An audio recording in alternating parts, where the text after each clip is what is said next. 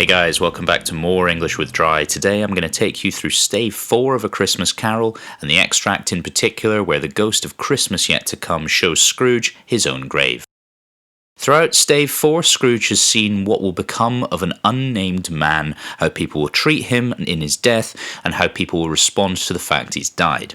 Up until this point, Scrooge has not known for sure who it was, however it becomes abundantly clear in this final scene that this is his grave. He describes how the person is wretched, to start with. Now, this clearly shows the extent to which people have ignored him, the lack of respect that people have for him, and also the fact that people have ignored and generally not cared about his death.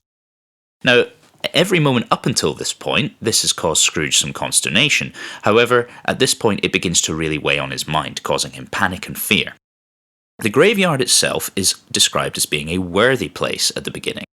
Now, the use of worthy is tied into what Scrooge as a man deserves, based on his life. A great deal of this book is discussing the idea of accountability for one's actions and the judgment for them in the afterlife.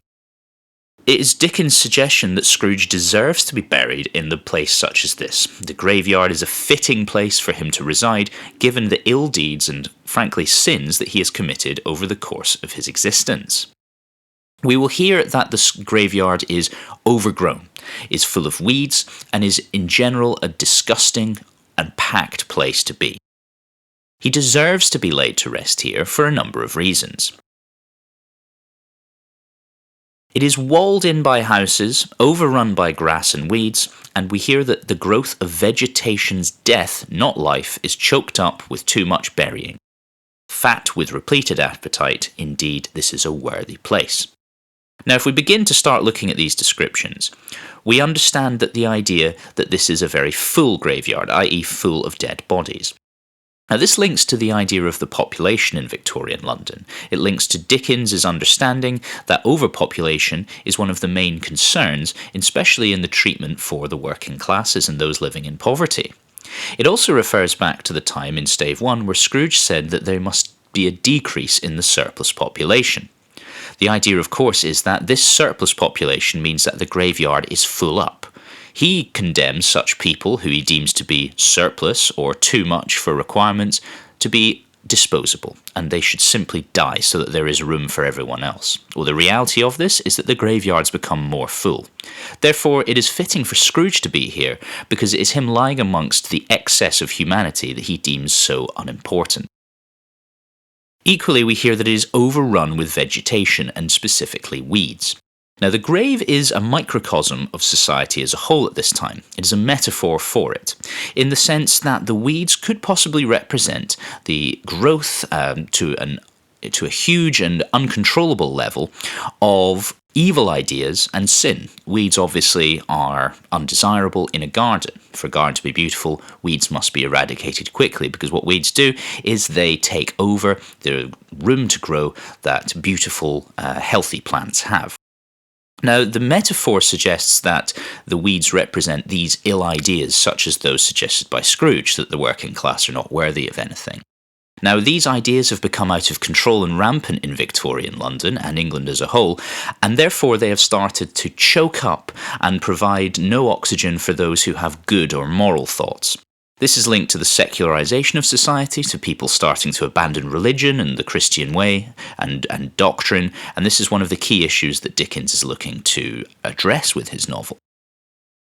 The idea then is that vegetation dies. There is no room for good ideas to proliferate and spread.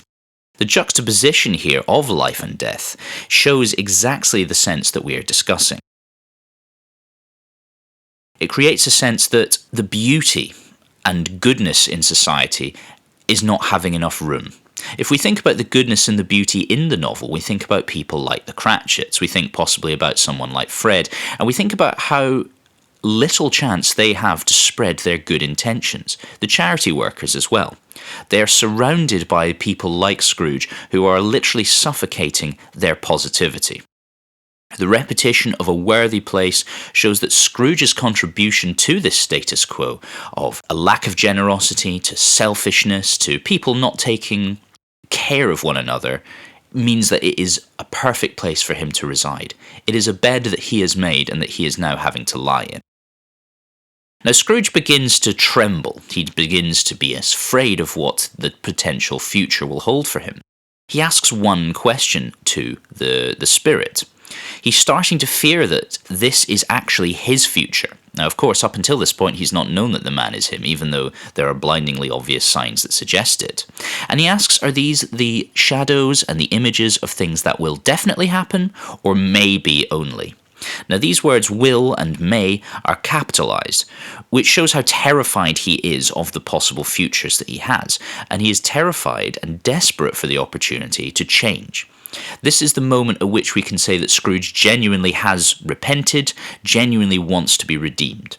Now, there is an argument, of course, that he's only doing this because of the threat of his godless future existence and the humiliating, lonely way in which his body will be treated. However, it shows that he is understanding that he must do something, otherwise this will be exactly what comes to pass. He asks, am I the one who laid upon that bed? He cries upon his knees. Scrooge is now the one who is prostrate before the spirit, whereas previously it was ignorance and want who were described as being prostrate, as in literally kneeling and bowing before someone. Now it is Scrooge. He has been humbled by what he has seen. He is desperate, and he is, in a way, begging to be given this second chance. Now, the transition of Scrooge from this miserly, proud man who would bend the knee to nobody to this person begging and crying on his knees shows truly how much he has changed and his character arc and the redemption. He then starts to tight clutch at the spirit's robe. Of course, the spirit is non-responsive. There is no face to the ghost of Christmas yet to come because we don't know exactly what will happen in the future. Now, this word clutching here is important to discuss in any essay you write because it connects with Act 1, or Stave 1, I should say. Because in Stave 1, he is a clutching sinner. And now this word, as we've discussed in a previous video, is used to show that he clutches onto money. He clutches onto people's possessions, and he clutches onto things so that he doesn't have to give them to others. However, now, he is clutching onto the spirit's robe. This is a clutching in desperation rather than greed. This word summarizes his transition. It gives us an excellent opportunity to see exactly how far he has come as a man. He accepts the sin that was inherent in his being and his desire to change. Now, by the end of this extract, he begins to promise that he will honour Christmas in his heart and keep it all year round. Now, this idea of keeping it all year round shows that he has taken on board the message, i.e. specifically the message of Christmas, but also the message that Christian doctrine is not just to be observed once per year. The idea that generosity, love for our fellow man, respect, and most importantly, joy in existence is something that we must adhere to at all times. We must strive to make this happen. We must strive to make this part of our being throughout the year. Generosity and charity should not just be given once per year at Christmas. And this is the overriding message that Dickens wishes to give in this novel, and it is one that Scrooge has now embraced. Now, indeed, when we see in Stave 5 the extent to which he has altered his being, that he has decided that he will be a different man, is evidence of this fact.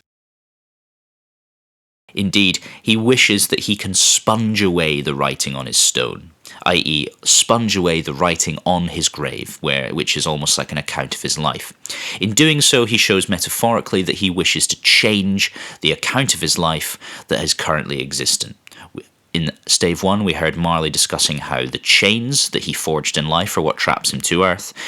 Scrooge is aware that that is what is currently his destiny, and he wishes to change this. He wishes to rub it away. He wishes to give a new account of himself, a new life for himself. I hope you found this video helpful. Make sure you stay tuned for more videos with English with Dry. Like and subscribe, and good luck.